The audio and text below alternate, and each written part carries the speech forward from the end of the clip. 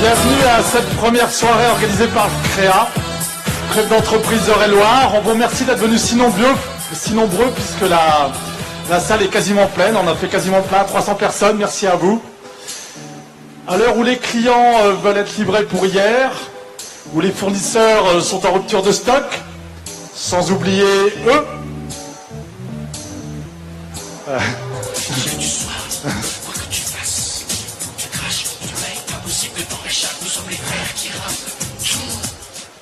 Bref, dans un monde difficile, on va vous montrer ce soir qu'il se passe de belles choses dans notre département et on espère vous faire partager un bon moment. Merci.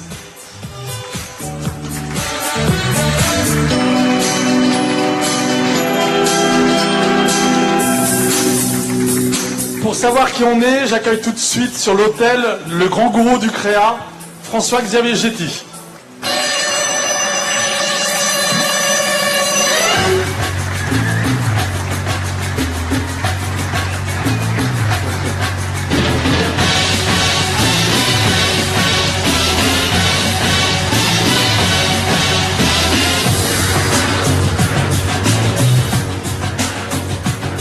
Ça va François-Xavier, en forme? Bonsoir Dominique.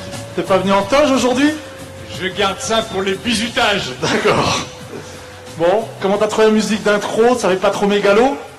C'est pas mal, mais je pense que t'aurais pu faire mieux. J'avais pensé à ça en photo, ouais, pour l'entrée. Bon, allez, trêve, voilà, le ton est donné. Au CREA, on se prend pas au sérieux, mais par contre, on travaille sérieusement. Je te laisse présenter le CREA, tu es mieux placé pour le faire. Bonsoir à vous tous. Merci d'être ici pour cette soirée et je l'espère permettra à chacun d'entre vous de rentrer chez lui enrichi.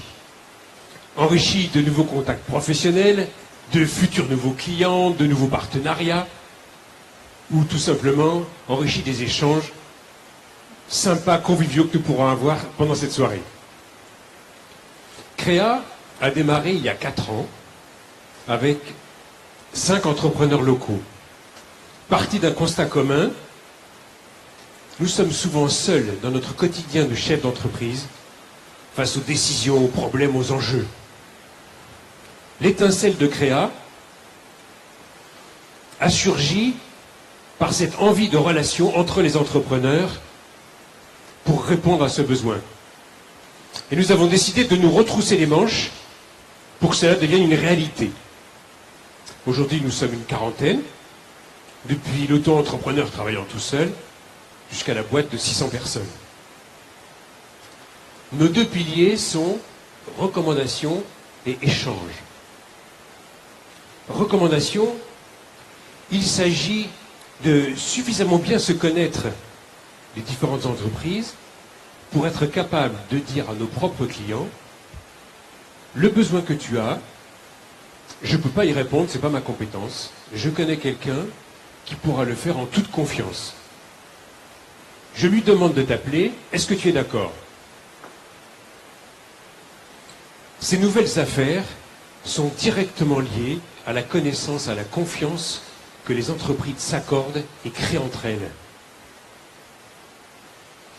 Ce que je fais vis-à-vis des autres, en les recommandant, va être fait à mon égard. Pendant que je recommande une entreprise, les 40 autres entrepreneurs vont parler à moi, de moi, à leurs clients. Mon investissement dans ce type de relation a un effet démultiplicateur. Les échanges. À chaque réunion CREA, nous faisons un tour de table, la météo des entreprises. Chacun s'exprime, chaque métier parle de son actualité. Quelqu'un qui rencontre un problème le dit, et plusieurs chefs d'entreprise peuvent déjà avoir vécu cette situation. Souvent, les entreprises, les expertises dont il y a besoin pour répondre à ces sujets sont présentes au sein de CREA. Par exemple, le recrutement est une des questions les plus récurrentes.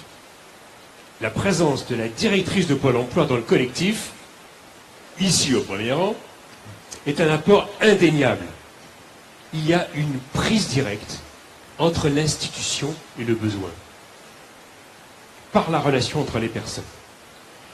La semaine dernière, une entreprise de 70 personnes qui était empêché dans son développement depuis des années par le manque de collaborateurs dans des métiers spécifiques, a vu sa situation se débloquer pendant la réunion par la mise en relation. Tout n'était pas joué, il fallait encore faire des réunions, organiser des choses, mais l'étincelle avait été créée. Dans le même ordre d'idée, monsieur le sous-préfet, avec la maison de l'État, valorise cette prise directe. Nous lui sommes reconnaissants de nous avoir ouvert les portes. Grâce à son accueil, nous avons moins de frais et nous avons pu vous accueillir gratuitement ce soir. Merci à lui. Bon, c'est bien beau, les recommandations, les échanges entre entrepreneurs, entrepreneurs et institutions, mais est-ce que c'est simplement pour qu'ils fassent des affaires entre eux? Personne n'est exclu. Il s'agit au contraire d'une démarche par capillarité. Parce que la relation se fait d'homme à homme, d'entreprise à entreprise. C'est la toile qui se tisse. La ruche qui se construit d'alvéole en alvéole, avec du miel à l'intérieur. Parce que cette démarche de recommandation réciproque permet à chaque professionnel de donner le meilleur de lui. Ça, c'est le miel. Et ça construit aussi bien le professionnel que la relation. Et ça construit une chose qui nous importe à tous, ça construit le territoire. Un territoire où les entreprises sont de qualité, avec des services pertinents, adaptés aux besoins de leurs clients. Des emplois de qualité créés, pérennisés. Et pourquoi aller chercher ailleurs ce qu'il est possible de trouver dans notre territoire? Et si nos voisins étaient nos clients ou nos fournisseurs? Nous avons affaire à un écosystème qui rend nos réussites possibles ici sur nos terres. Nous le ressentons dans Créa, le professionnalisme est reconnu, la confiance grandit, l'entraide est là, et l'envie d'être chacun acteur du développement de notre territoire. L'organisation de cette soirée est le symbole de cette volonté, et votre présence le confirme. Merci à chacun, chacune, d'être là et de votre détermination à faire de notre territoire, à travers nos entreprises, une terre d'avenir. Bon, un mot sur le déroulement de notre soirée. Une première partie animée par Dominique, notre Michel Drucker à nous, pour mettre à l'honneur des acteurs de notre territoire, et une deuxième partie où nous pourrons tous échanger autour d'un buffet concocté par notre Cyril Lignac à nous, Nicolas Gentil, Magique Réception, membre Créa. Merci aussi pour l'accueil que nous avons eu dans cette commune, cette belle salle. Donc, belle soirée à tous. Profitez de toutes les rencontres possibles ce soir. Profitez de cet a priori d'ouverture de confiance. Bonne soirée à vous, à toi, Dominique. Faut dire une déclaration. Si tu me compares à Drucker, même encore vivant, il va se retourner dans sa tombe. Hein. Voilà. Bon.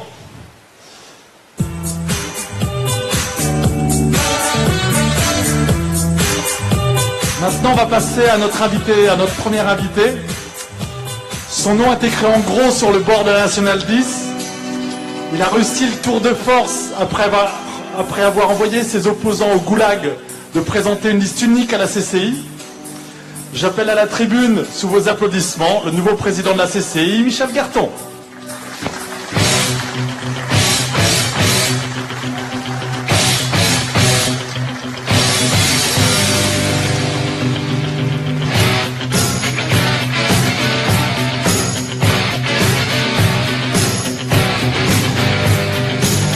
Ça va, Michel? Ça va très bien. Bon, je vais s'installer. Ou tu es debout? Bonsoir à tous, je reste debout. D'accord. J'ai quelques questions déjà. Chef d'entreprise, si c'était à refaire, tu recommencerais? Oui, bien sûr. Bon, beau métier? Oui, très beau métier, oui. C'est un métier de partage, c'est un métier où il faut être généreux, il faut donner pour recevoir, c'est formidable. Bon, parfait. Il y a un moteur, une rencontre qui t'a poussé à t'engager dans l'entrepreneuriat, et notamment dans tes engagements MEDEF et CCI. Dans l'entrepreneuriat, il n'y a pas eu de rencontre parce que mon père étant décédé jeune, j'ai pas eu le choix, donc c'est comme ça. Et puis on y prend goût, et puis après on se dit que aider les chefs d'entreprise, mieux les connaître,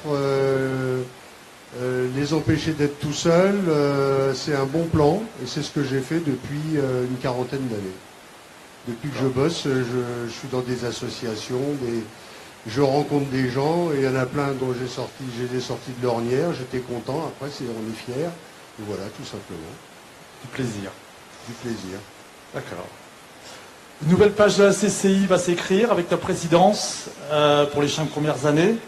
Quels sont tes vœux de réussite, vos envies, qu'est-ce que tu as prévu? Bah, écoute, on a des ambitions, bien sûr, surtout qu'on n'a plus d'argent. Bon, donc il faut être créatif. On manque pas d'idées. J'ai quelques idées à vous soumettre là.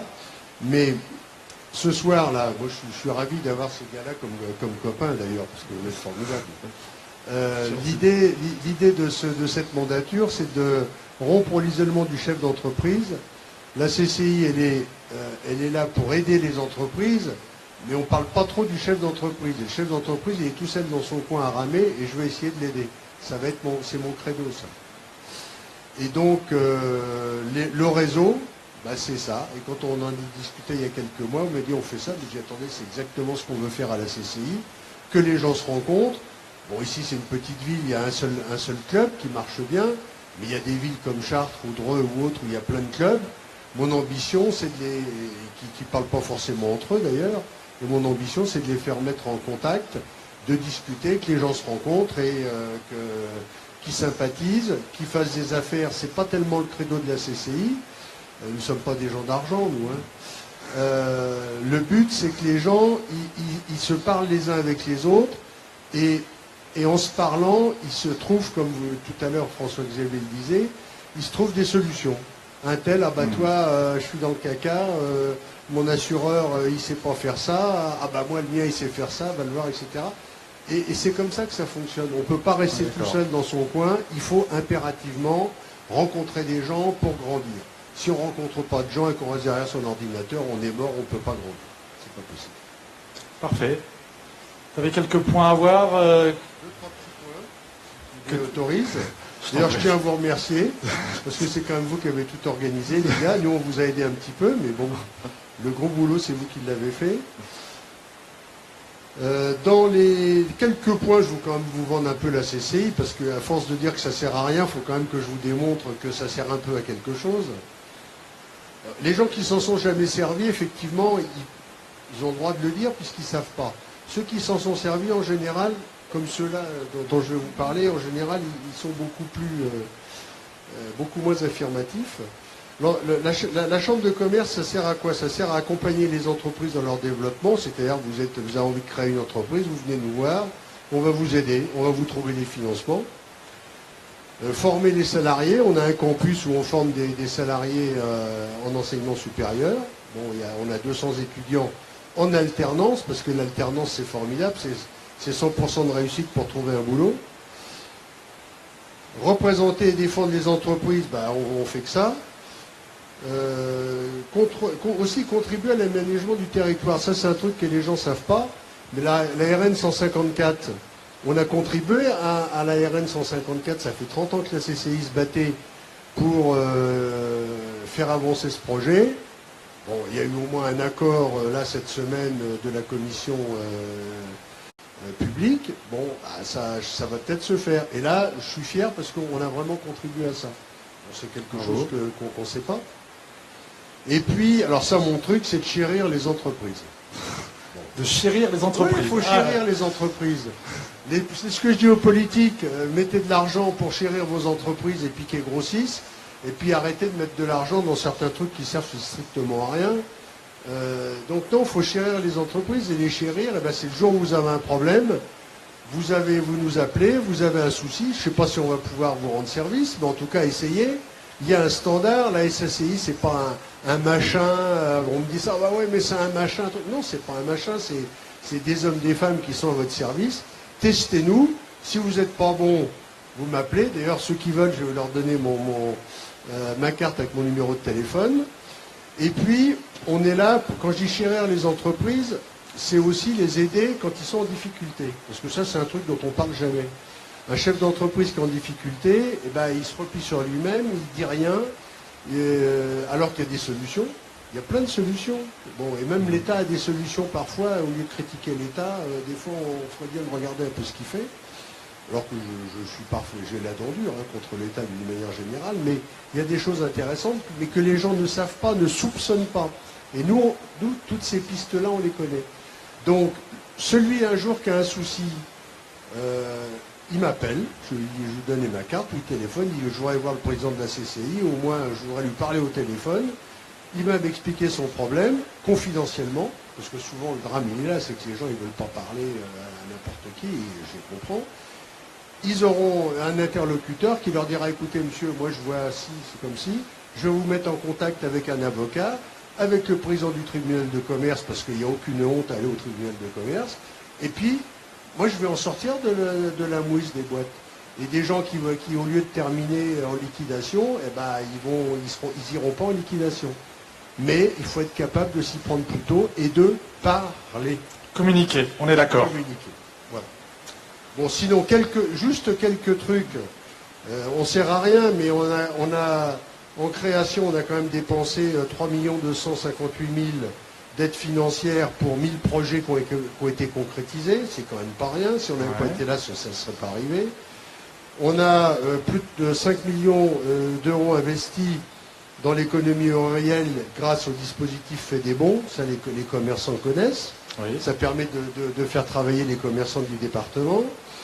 1000 entreprises accompagnées dans leur enjeu de développement durable.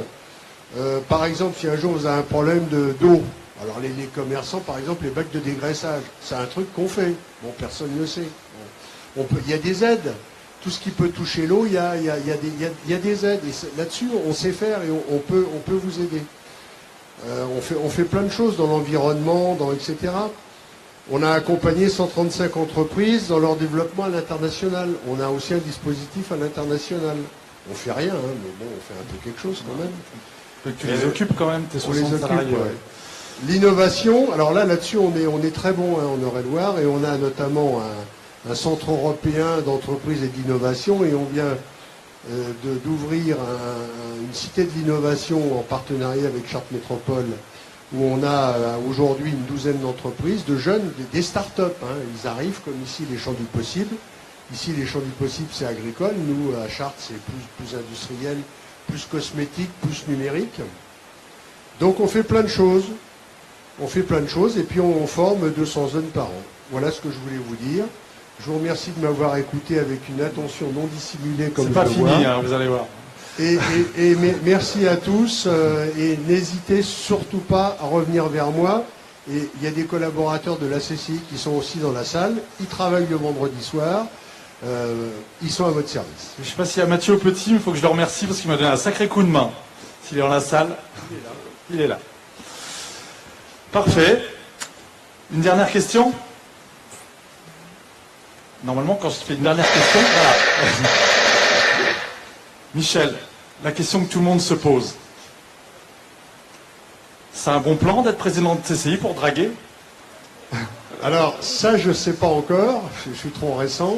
Mais par contre, ma directrice m'a dit, vous savez, président, vous allez avoir beaucoup plus d'amis maintenant qu'avant. Bravo. Innovation pour Michel Garton, messieurs, dames.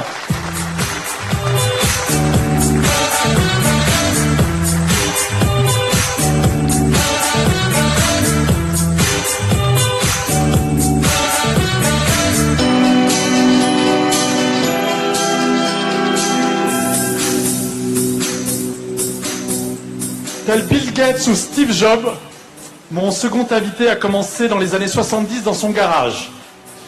Aujourd'hui, avec près de 1000 salariés, c'est le premier fabricant français avec plus de 650 000 pièces fabriquées par an. J'appelle sur le grill Michel Laouati. Allumez le feu, allumez le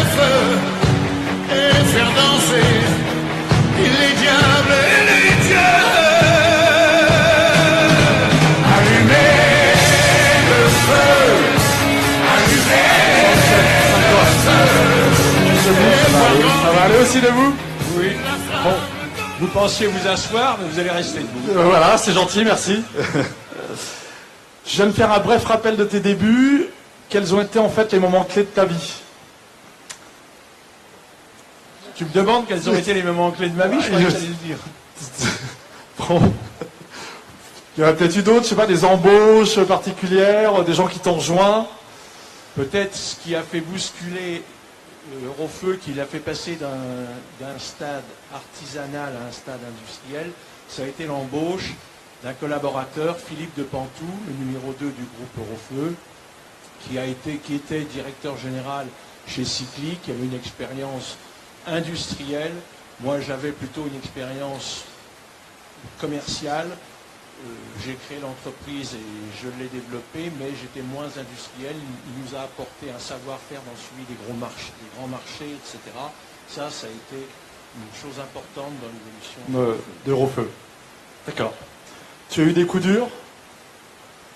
Oui, moi je les ai oubliés, mais celui dont je me rappelle le plus et qui m'a le plus marqué, c'était 3-4 ans après la création d'Eurofeu, donc dans les années 78 environ. J'étais en prospection, en train de faire mes ventes d'extincteurs dans la campagne, à une trentaine de kilomètres de Dreux. Je rentre chez moi vers midi, et ma femme paniquée me dit « il faut absolument que tu rappelles le banquier ». Je n'étais pas particulièrement stressé, je pensais qu'il n'y avait pas de problème majeur. Donc je rappelle le banquier à 2 heures, il me dit « Monsieur Laouetti, qu'est-ce que vous pouvez nous apporter comme trésorerie cet après-midi ?» Je n'en sais rien. C'est un peu court. C'est un peu court. Alors je lui dis pourquoi. Il me dit vous êtes à découvert, il vous manque, vous êtes à 75 000 francs à l'époque de découvert et vous n'avez qu'une autorisation de 20 000. Je dis oui, mais ça fait quand même un bout de temps et votre prédécesseur, il y avait un changement de directeur, votre prédécesseur m'a dit qu'il n'y a pas de problème, on va faire le dossier. Il a été muté très rapidement, je ne sais pas ce qui s'est passé, mais le dossier n'a pas été fait. Donc je lui dis, je ne sais pas, je vais venir cet après-midi, je vais faire les fonds de tiroir, donc je dois lui emmener 4-5 000 francs. Et il me dit, c'est pas assez. Je lui dis, attendez, demain j'en ramènerai, je vais faire du recouvrement au lieu d'aller faire de la prospection. Et je n'ai pas dû en amener assez. J'ai eu mon seul impayé en 45 ans, c'était un de mes principaux fournisseurs, et j'ai eu une traite d'impayé de 22 000 euros. 22 000 francs, pardon. Et ça, toute ma vie, je m'en souviendrai. Surtout qu'il m'a dit, vous savez, vous êtes développé trop vite, il faut réduire les effectifs, il faut licencier un peu de personnes, il faut baisser la voilure. Et je lui dis non, je vais embaucher, parce que je ne peux pas rester comme ça, si je ne gagne pas assez, si je ne fais pas assez de business, je vais embaucher. Et j'ai appris une seule chose, ce jour-là, c'est que dès le lendemain, je suis allé voir 2 autres banquiers, je me dis je ne veux jamais plus être tributaire d'un seul partenaire dans quelque domaine que ce soit, et en particulier avec les banques. J'ai gardé ce banquier, puisque un an après, je suis allé le voir, je l'ai remercié de m'avoir ouvert les yeux et de ne jamais faire confiance à un banquier seul. Je fais confiance à mes banquiers, je crois qu'il y en a autour de nous dans cette salle, je les respecte, j'en ai besoin, j'en ai eu besoin, mais ne pas en avoir un seul. Merci pour le conseil. Ta plus grande joie? Oh, ma plus grande joie, ça a dû être, parce que je te l'ai dit il y a un mois quand on a récolté, mais j'ai pas lu le dossier. C'est le premier, je sais quand même, c'est le premier appel d'offres que j'ai récupéré. J'ai soumissionné auprès de l'armée de terre pour vendre des appareils et il fallait être certifié. Je n'étais pas certifié, j'étais en train de les fabriquer mais ils n'étaient pas homologués. Et l'acheteur m'a dit, monsieur, vous avez une bonne tête, ils sont pas mal et tout, mais je vous préviens, si vous n'êtes pas certifié dans 2 mois, je l'achèterai ailleurs et vous paierez la différence. Donc j'ai eu ce marché, j'ai été certifié dans les 2-3 mois et j'ai bossé avec l'armée pendant 10 ans. Bon, bravo. Ton plus grand soutien? Oh ça, il n'y a pas à se poser de questions, c'est mon épouse. Bon. Pourquoi? Parce que j'ai une petite anecdote à vous raconter. J'avais mon plus gros client dans les années 72, c'était la Polstra à Châteaudun. Et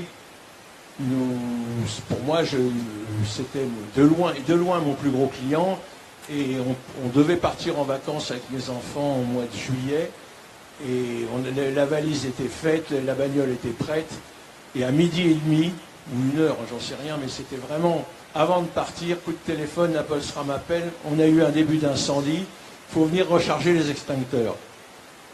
J'ai vidé les valises, je suis allé à la Polestra, ça devait être un jeudi ou un vendredi, et on est parti en vacances que le lundi suivant. Et ma femme ne m'en a pas voulu. Alors c'est pour ça que je pense qu'il faut vraiment que sa compagne vous accompagne. On a souvent ou très peu pris de vacances avec nos enfants, surtout les premières années.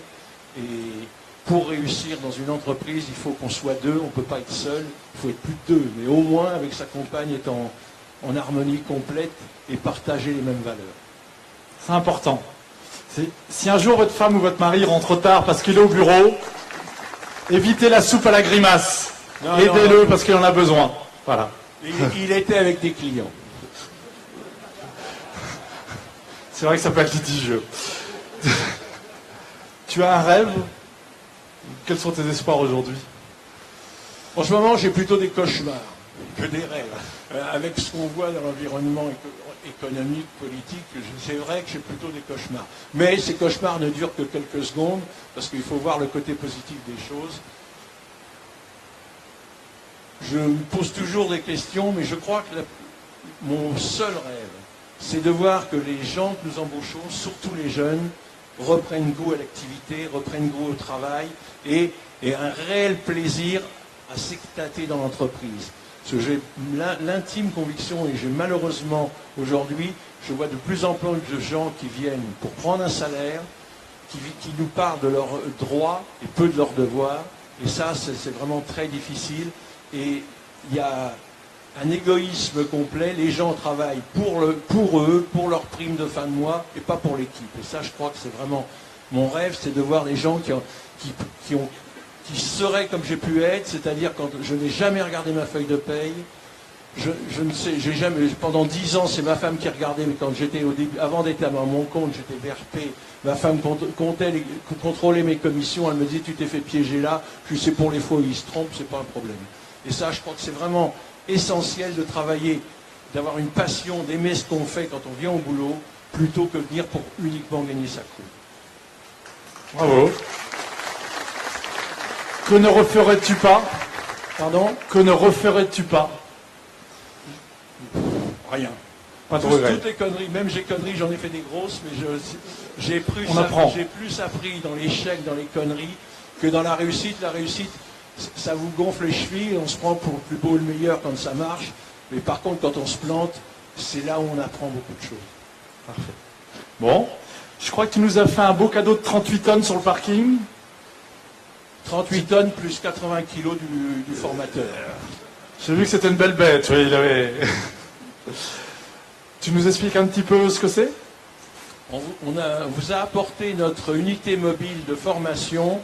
C'est un Smirmork qui est équipé, qui est une remise en condition d'un début d'incendie. On vous allumera, un feu, plusieurs types de feux, des feux secs, des feux d'hydrocarbures ou de gaz, et on vous proposera de les éteindre avec des extincteurs sur feu réel. Alors, avec filtration des fumées, etc., aucun jet. Et cette unité mobile est allée place Vendôme faire des formations. Et je dis bien sur feu réel et dans les mêmes conditions qu'un début d'incendie, les alarmes se mettent en route, etc. Donc, si vous n'avez jamais eu le feu, vous aurez la chance de voir ce que ça peut être sans l'avoir. Voilà. On va remercier Michel. On l'applaudit. C'est moi qui vous remercie. Tonnerre d'applaudissements. Merci Michel.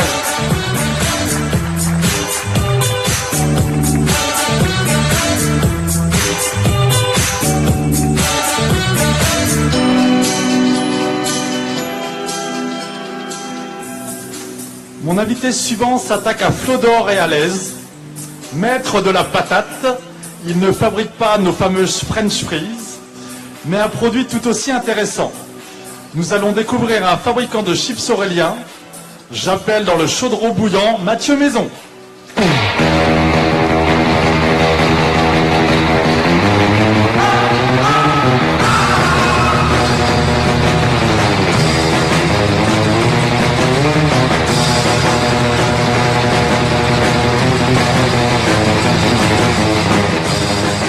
Mathieu, installe-toi, on va discuter.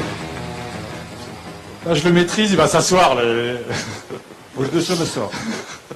Non, t'es encore jeune parce que les autres, celui, j'arrive pas à les faire asseoir, c'est terrible. Je fais une présentation rapide. Tu t'appelles donc Mathieu Maison, tu as monté ta boîte en 2016. Et tu fabriques donc des chips à Boisville-la-Saint-Père, que l'on retrouve dans nos grandes surfaces habituelles. Ma première question, d'où est venue l'idée? Je travaillais déjà dans l'agroalimentaire et j'ai été vraiment passionné par ce milieu-là. Et du coup, je voulais produire un produit à partir de la production de la ferme familiale. J'ai pensé à un produit qui était gourmand, j'ai pensé aux chips, donc c'est pour ça. J'ai pensé à ça parce que ma grand-mère faisait ça pour les déjeuners de famille le dimanche. Et je me suis dit pourquoi pas faire des chips, et voilà. D'accord, bonne idée. Tu produis combien de paquets par an? Là, je produis environ 100 000 paquets par an. D'accord. C'est ma première année, donc. D'accord. Tu es distribué dans combien de points de vente? J'ai un peu plus d'une centaine de points de vente pour l'instant, principalement en Eure-et-Loire, un peu sur la région parisienne et dans le Loiret. D'accord, parfait. Des difficultés particulières? Alors quelques difficultés forcément à la création. Déjà pour savoir quel est le potentiel de vente, c'est pas facile au début quand on part d'une page blanche comme moi. Ensuite, des difficultés pour savoir qu'est-ce qu'il fallait faire pour créer une entreprise alimentaire, quelles étaient les normes, etc. C'est pas facile d'avoir toutes les données et de les trouver. Et après, tout ce qui est aussi des aides à la création, savoir dans quel dispositif on pouvait rentrer, c'est aussi des difficultés que j'avais. D'accord. Ça devait être un beau dossier pour la CCI, ça, non? T'es passé les voir? Alors j'étais plutôt avec la chambre d'artisanat, moi, et puis un peu la chambre d'agriculture, et plus que la CCI. D'accord.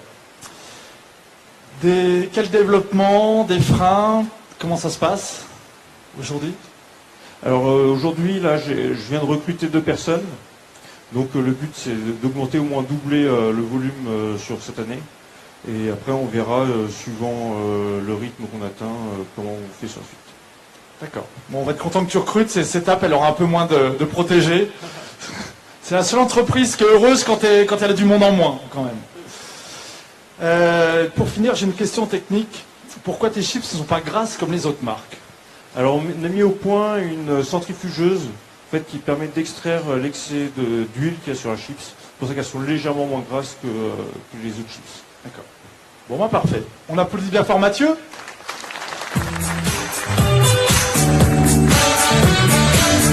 Oui, oui.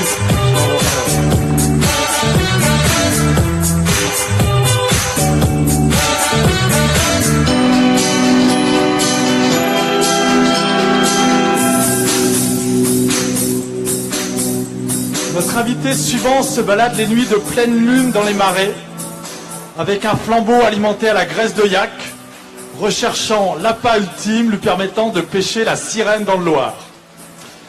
J'appelle dans la mare le leader du verre de vase français, Laurent Van Batem. Sous vos applaudissements.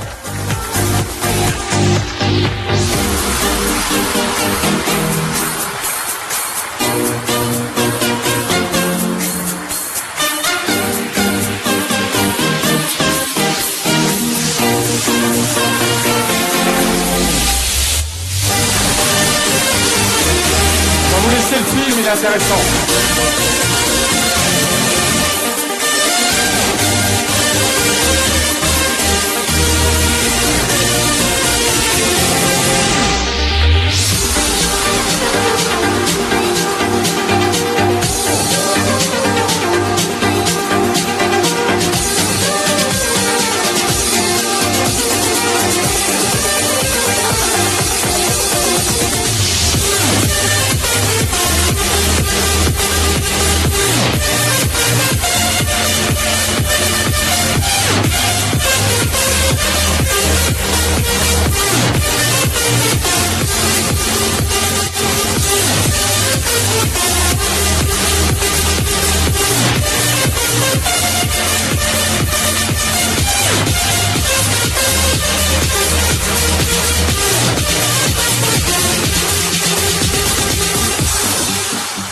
Merci Laurent d'être là ce soir.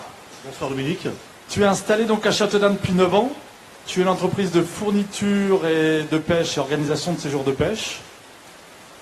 Et fin 2014, tu as l'opportunité de racheter une entreprise de production de verre de vase. Oui, voilà. Alors, bonsoir à tous. Alors effectivement, je suis installé depuis fin 2008, début 2009 à Châteaudun, une région que je connaissais très peu, une région qui m'a séduite de par sa biodiversité de poissons et aussi ses rivières magnifiques. En Eure-et-Loire, on a la chance quand même d'avoir une grande entreprise qui fait de la pêche aussi, c'est Sensas, que tout le monde connaît. C'est pour ça d'ailleurs que j'ai choisi de venir m'implanter ici. Donc effectivement, je propose, depuis que je suis installé autour de l'activité pêche, j'ai essayé de développer une activité pêche orientée vers la passion de la pêche. Dans la salle, il y a énormément de gens qui ont déjà pratiqué la pêche. Et quand on peut donner envie aux gens d'aller au bord de l'eau le week-end pour se vider un peu la tête et de passer un moment formidable avec les enfants, il faut le faire de façon à ce que les gens y retournent et y retournent encore. Voilà. D'accord. Donc 2014, opportunité de racheter une entreprise. Oui, voilà. C'est notre histoire, ça encore. Donc fin 2013, un des leaders du verre de vase en France me confie qu'il va pas tarder à arrêter l'activité de sa retraite. Il m'a dit je cherche un repreneur. Est-ce que tu connais quelqu'un qui serait capable de reprendre l'activité? Et je lui ai dit écoute, je vais tenter l'aventure. Donc j'ai embauché du personnel, j'ai appris ce métier. Et depuis maintenant, ça se passe très bien. D'accord. Concrètement, ça se passe comment l'élevage et la récolte des vers? Alors on a en fait une particularité, c'est qu'on a malheureusement en France, heureusement pour l'environnement, on a assaini nos rivières et nos bassins de décantation avec des produits pour que l'eau soit de meilleure qualité. Donc on a perdu le petit ver de vase qui sont des larves de moustiques, on l'a perdu en France. Donc pour cette partie-là, j'importe d'Ukraine ou de Crimée cette matière, ce petit verre qui est donc importé par un importateur. J'apporte environ 15 tonnes à 20 tonnes par an. Et en parallèle, je produis moi-même un gros ver de vase qui lui existe encore en France. Donc ce gros ver de vase, on le trouve dans les bassins de décantation, dans les lagunes.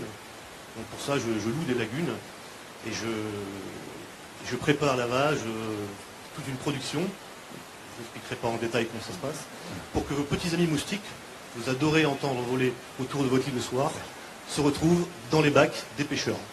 Parfait.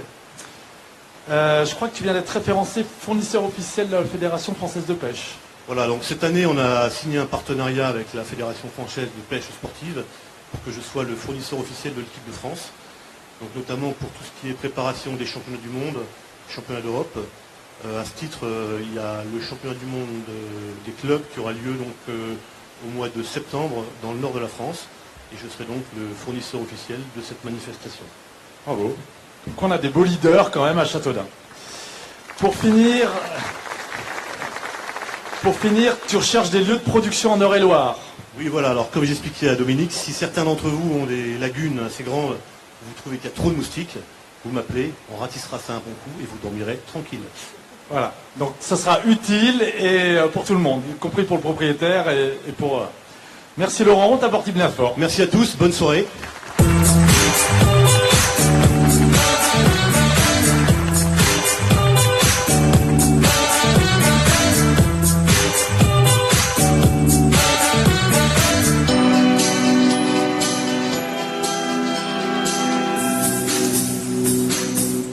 Dark Vador n'a qu'à bien se tenir.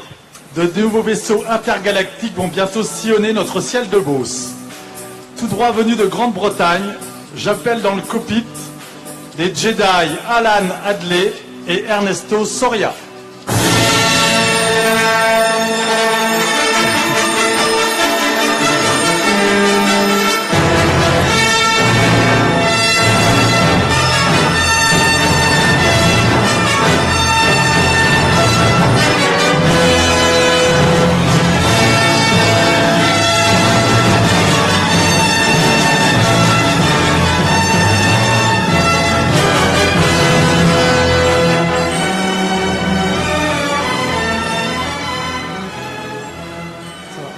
Ça.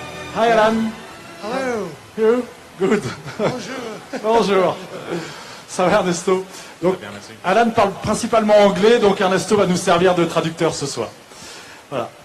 Ma première question, c'est comment vous avez eu l'idée de fabriquer les dirigeables? First question, what made you want to build an airship?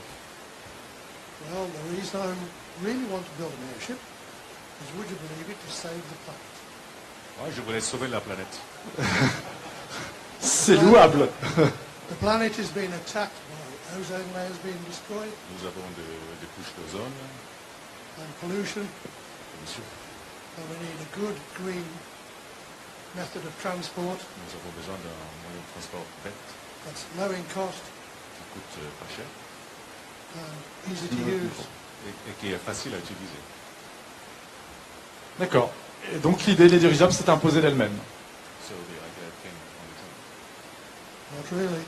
own. Pas vraiment. I was watching a program some 12 years ago À peu près 12 ans, il y a à peu près 12 ans, j'ai regardé un programme à la télévision where some people who I got to know very well later in life were trying to get an airship où il y avait des gens qui essayaient de faire des dirigeables, des gens qui connaissent très bien maintenant, to lift heavy loads. qui essayaient de faire un dirigeable pour porter des charges lourdes. It was clear to me that the technology they were using C'était clair pour moi que la technologie qu'ils utilisaient was inefficient était inefficace, and was not appropriate qui n'était pas appropriée for the job in hand. pour le travail à faire.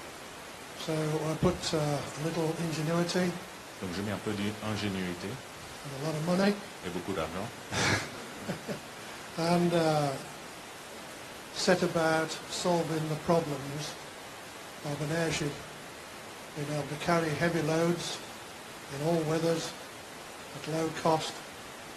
And the reason we achieve this et j'ai commencé à créer les technologies nécessaires pour résoudre le problème is by using variable buoyancy. en utilisant un système de ballastage variable. D'accord. Bon, voilà. Donc principalement, le but des dirigeables, c'est du transport de fret. The objective is to transport freight.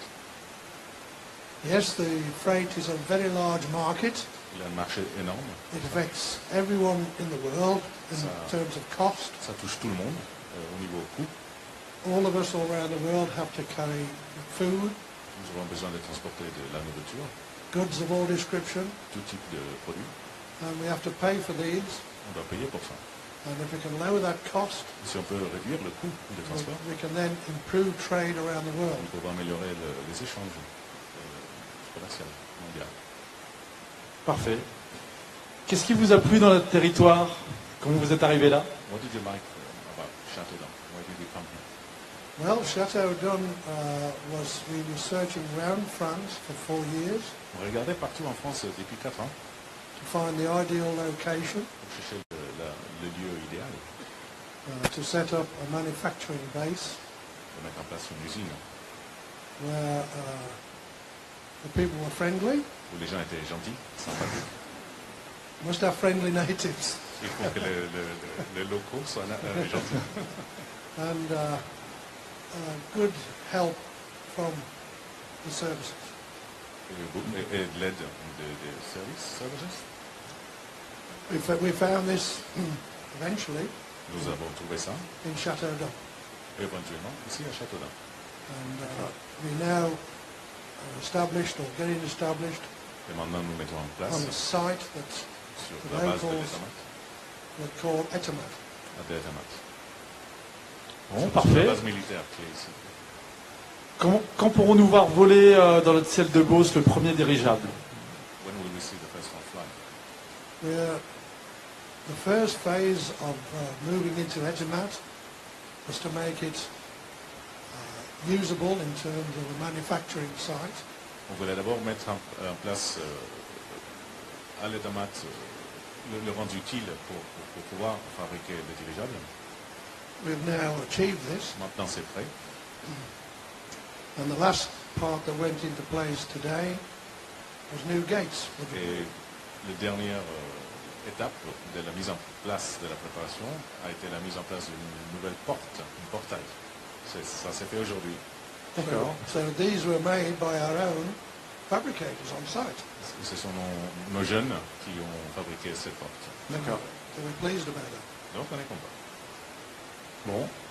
When Et une idée de date pour Bravo les dirigeables? Now, we have offices the other side of the town, which we've occupied for a few months now, and the design of the first one is completed.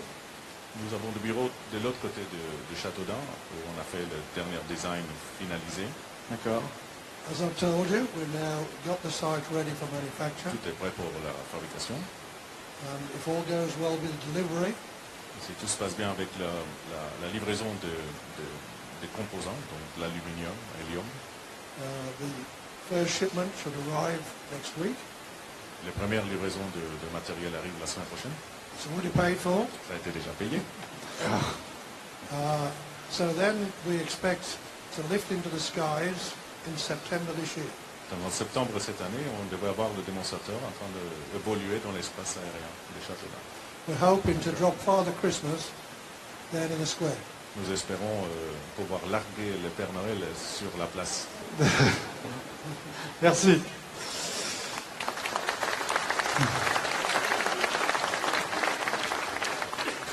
Je terminerai par cette question. Avez-vous une demande ou recherchez-vous quelque chose de spécial pour vous aider dans votre projet?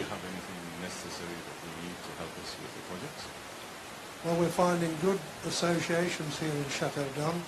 Nous trouvons de bonnes associations ici. We've made some good friends here already. Nous avons de bons amis là-bas. The aim is to spread as much of the business locally as we can. Le but, c'est de partager évidemment le travail avec les sociétés locales. We're here to create a good atmosphere Nous sommes ici pour créer une bonne ambiance and ultimately employ many hundreds of people et évidemment at our site. avoir pas mal d'embauches, des centaines sur notre site. Mainly, like a previous speaker spoke about the teamwork, Comme la personne précédente, quand on parle de travail d'équipe, Verilift is all about teamwork. Varialite, c'est que du travail d'équipe. So each man has not just one job, Chaque Helps- personne n'a pas juste une helps to tâche, get the job done. mais il faut qu'on travaille tous ensemble. C'est comme ça qu'on avance. On est d'accord. Ouais, ouais. On applaudit nos astronautes, messieurs, dames.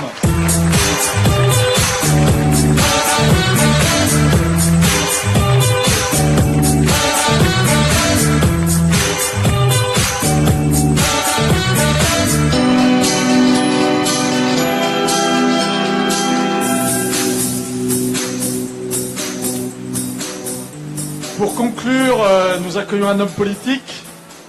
Nous avons beaucoup de chance, c'est avant tout un chef d'entreprise avant d'être un énarque.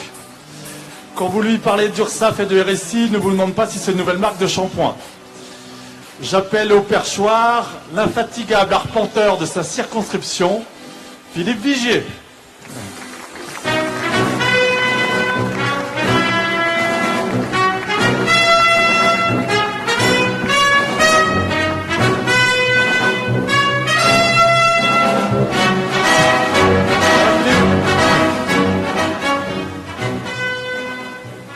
Bon, ça va, tout va bien? Tout va bien. Comment t'as trouvé nos entreprises ce soir? Et bonne entreprise, laquelle? Nos entreprises. D'abord, quelle belle image Ouais. on donne de Châteaudun, de la Beauce, de l'attractivité, et puis les différents orateurs qui sont exprimés avant moi ont montré qu'on avait ici du savoir-faire. Ce qu'on est en train de vivre avec les dirigeables, c'est une aventure exceptionnelle. Les vers de terre, la pêche, et puis les extincteurs, vous verrez tout à l'heure, laisser grandeur nature, parce que j'ai eu la chance d'assister à Paris à cette démonstration. Et bien voilà, ce sont les savoir-faire de l'Eure-et-Loire, et soyons fiers à Châteaudun de ce que nous pouvons montrer à ce public extraordinairement motivé et mobilisé, donc on peut les applaudir. Merci. Qu'est-ce qui a été le plus utile, toi, dans ta vie d'entrepreneur? Ça a été mon premier emprunt, compliqué. Moi, mes parents n'avaient pas d'argent, donc je suis arrivé place 18 octobre à Châteaudun, j'ai fait le tour des banques, je venais d'acheter la moitié du part du labo, et j'ai tombé sur un banquier que je n'ai pas oublié, et certains se souviennent peut-être de son nom, il s'appelait Jean-François Michon, il travaillait au Crédit Mutuel. Après, il est parti s'occuper de la banque d'affaires Crédit Mutuel, et il m'a fait confiance. Et ça a été formidable. C'est la raison pour laquelle, quand je vois des hommes et des femmes qui entreprennent, qui prennent des risques, j'essaye de les accompagner au maximum. Bien. Dans ta vie d'entrepreneur, comment elle coexiste avec ta vie d'homme politique? Est-ce que tu trouves des inspirations? Non seulement des inspirations, mais tu disais très bien, Dominique, le RSI, ce n'est pas une nouvelle marque de lessive. Je reçois l'URSSAF, j'ai les charges sociales à payer. Tous les lundis matin, je suis dans mon labo, donc je suis en contact avec la vraie vie. Quand les prises de sang sont terminées, c'est les factures, c'est les relations fournisseurs, c'est la confiance qu'on doit établir aussi avec ses clients, qui sont mes passions, qui sont les relations avec les professionnels de santé, comme les médecins. Et puis aussi, c'est la vie de l'entreprise, donc voir quelques salariés, bref, la vraie vie, et comprendre les difficultés qui sont les vôtres au quotidien. Et chaque fois que je suis dans l'hémicycle, chaque fois que donc à Paris, à l'Assemblée, chaque fois qu'il y a des nouveaux tests qui arrivent, j'ai en mémoire ce combat qu'on a conduit contre ce fameux compte pénibilité, la dernière invention de ce quinquennat, dont on voit bien qu'il est totalement inapplicable. Et je ne cessais de dire au ministre, mais venez voir comment ça se passe. Venez voir et vous comprendrez que ce que vous nous proposez est inapplicable. Preuve en est, ils ont même décalé l'application et pour certains, ça ne le sera jamais. Ok. La législature a pris fin février. Sur le sujet économique, quel est ton plus grand regret ou quel souhait pour lequel tu gardes espoir? On a eu des moments très durs.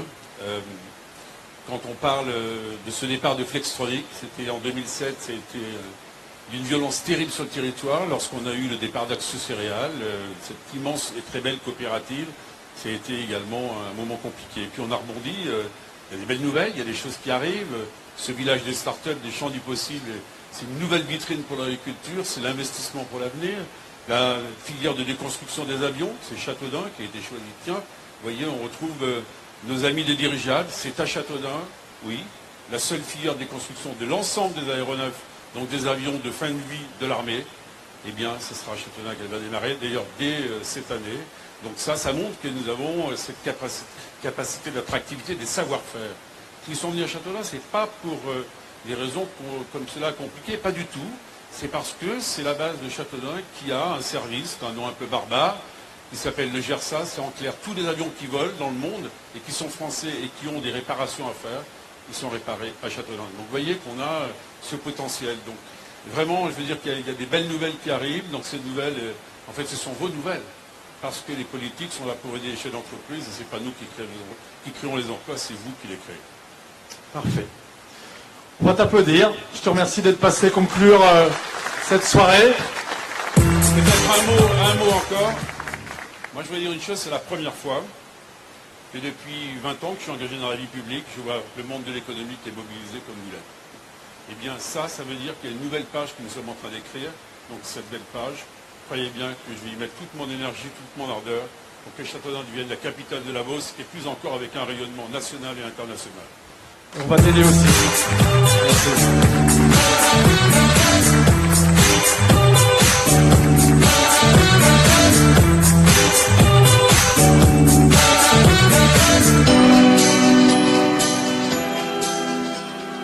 Voilà, la première partie de cette soirée se termine.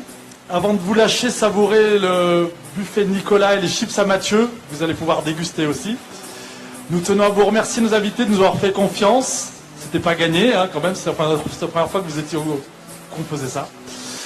La mairie de Sagny-les-Ponts pour sa salle et son aide logistique. Nos sponsors pour leur aide au financement. La CCI pour son aide aussi, et je remercie de nouveau Mathieu. Merci à tous les membres du CREA pour leur engagement. Particulièrement Erwan, il ne le sait pas, mais pour les week-ends de préparation qu'on a passés ensemble et les nuits blanches.